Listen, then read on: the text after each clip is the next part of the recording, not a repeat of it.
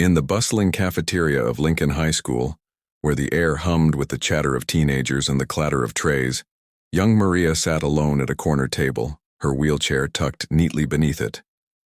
At just 16, she navigated the world with a quiet grace, her cerebral palsy making every movement a deliberate act of will.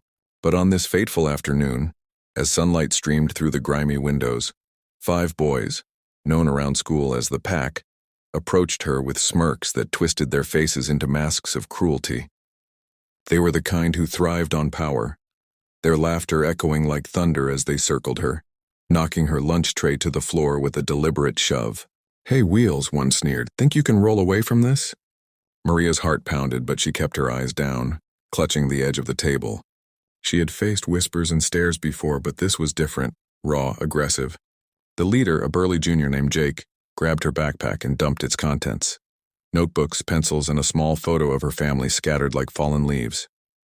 The others joined in, mocking her slurred speech when she tried to protest. "What's that?" "Can't hear you over the squeak of your chair." Laughter erupted, drawing a crowd of onlookers who shifted uncomfortably but did nothing. Maria felt the sting of tears, her world shrinking to the humiliation before her. Why her? She wondered silently. All she wanted was a normal lunch, a moment of peace in a life already marked by challenges.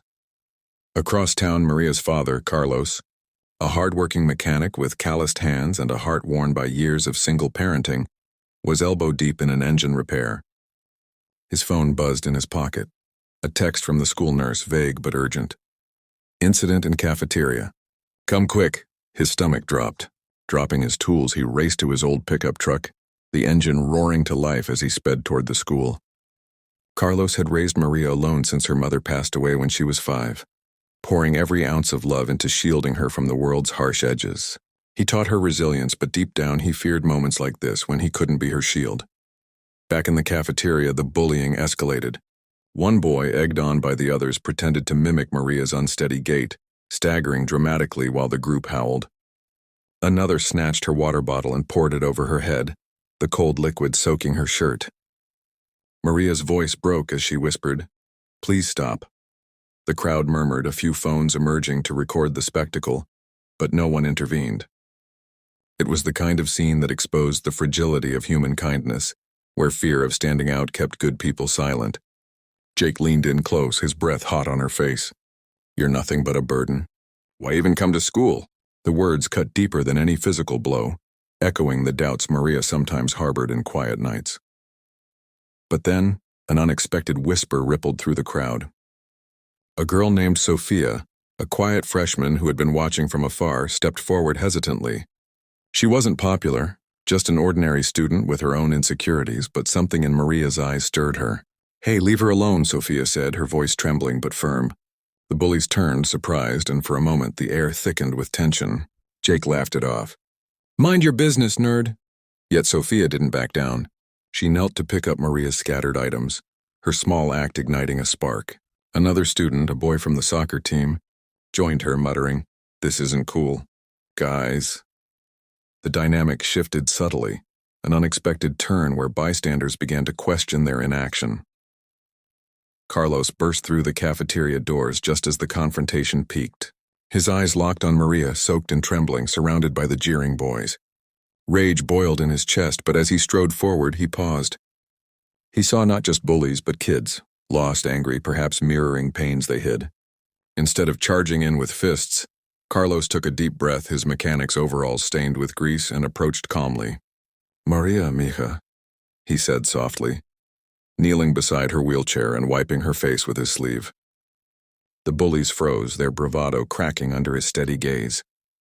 "What are you doing to my daughter?" Carlos asked, his voice even, laced with a quiet authority that commanded attention. Jake puffed up. "Just having fun, old man. She can't even defend herself." The crowd held its breath, expecting a fight, but Carlos surprised everyone. He looked at Jake, really looked, and saw the boy's faded bruises peeking from under his sleeve, marks of a troubled home, perhaps. "Fun? Hurting someone weaker than you? That's not strength, son. That's fear." He turned to the group. "Each of you, why? What makes you think this makes you big?" An uncomfortable silence fell. One bully, the smallest, named Tim, shifted uneasily, his eyes darting away. Carlos continued, his words heartfelt and genuine, drawing from his own life's hardships. I know pain. Lost my wife young. Raised Maria through doctor's visits and stares. But she taught me something. Kindness isn't weakness. It's the real power. It lifts us all. He helped Maria gather her things, then addressed the crowd. Anyone can tear down. It takes heart to build up. Sophia, emboldened, handed him a notebook, and others began to murmur agreements. The emotional climax built as Carlos turned back to the bullies. Instead of punishment, he extended a hand to Jake. Come with me. Confused, Jake hesitated but followed, the others trailing warily. Outside, in the school parking lot, Carlos opened his truck and pulled out a toolbox. You boys like feeling strong?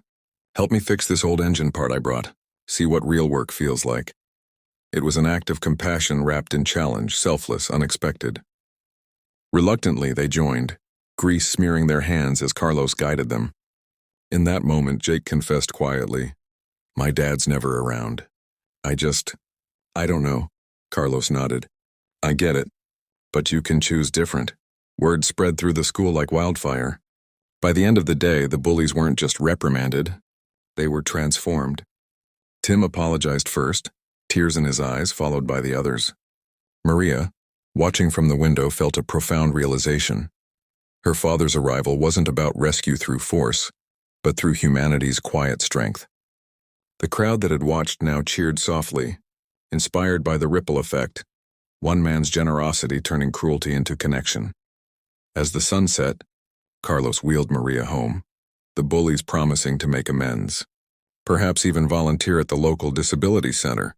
Maria looked up at him. Papa, you didn't fight them. He smiled. No, mija. Fighting breaks. Love mends. In that heartwarming conclusion, the story of that cafeteria day became legend at Lincoln High, a reminder that in a world quick to divide, acts of kindness bridge the gaps, leaving everyone, from the bullied to the bullies, feeling hopeful. For in selflessness lies the true power of humanity, inspiring us to rise above, one compassionate step at a time. The days following the incident unfolded like a gentle wave of change rippling through the school. Maria, once isolated, found herself surrounded by newfound friends. Sophia became her closest confidant, sharing lunches and laughs that echoed with genuine joy. The bullies, now reformed under Carlos's subtle mentorship, formed a guardian club, a group dedicated to standing against bullying, organizing awareness events that drew in students from all walks. Jake in particular blossomed. He confided in Carlos about his home life, leading to counseling that mended his fractured spirit. Carlos's act of compassion didn't stop at the school gates.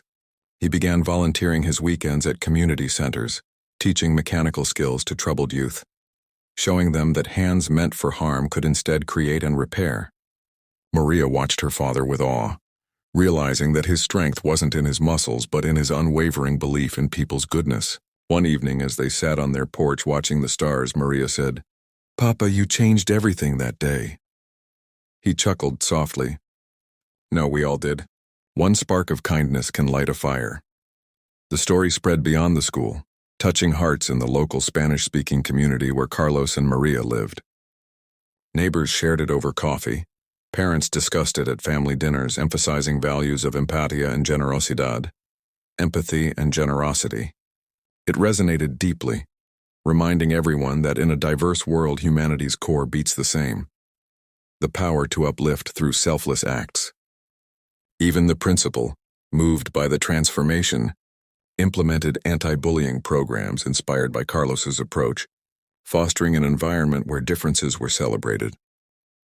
Years later, Maria graduated with honors, her wheelchair rolling across the stage to thunderous applause. Jake stood among the crowd, now a mentor himself, clapping proudly. The unexpected turns of that cafeteria day had led to profound realizations for all: that vulnerability invites connection, cruelty masks pain, and compassion heals. In the end, it's not the attacks that define us, but how we respond with open hearts, ready to inspire hope in others.